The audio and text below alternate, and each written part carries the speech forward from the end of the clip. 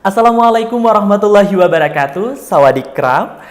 Hello ladies and gentlemen, my name is Slamet Ariga. You can call me Ariga. I am a student of Araniri State Islamic University from Fakulti Syariah and Law. And especially terima kasih banyak saya ucapkan kepada Rektor UIN Araniri Banda Aceh, Dekan Fakultas Syariah dan Hukum, serta Bapak Kamaruzaman Bustamam Ahmad yang telah mendelegasikan saya untuk mengikuti acara dialog internasional di Bangkok, Thailand pada tanggal 19 sampai dengan 22 Maret 2019. Ini merupakan kesempatan besar bagi kita untuk bergabung dengan United Nations Office on Drug and Crime yang akan membahas masalah terorisme, radikalisme, serta bagaimana peran pemuda untuk menciptakan kedamaian di dunia. Ini merupakan juga kesempatan untuk kita, di mana kita bisa berperan di ajang internasional. Dan ini juga merupakan motivasi untuk seluruh mahasiswa UIN bahwa kita dapat bersaing di ajang internasional Road to UIN Araniri International College. Wassalamualaikum warahmatullahi wabarakatuh.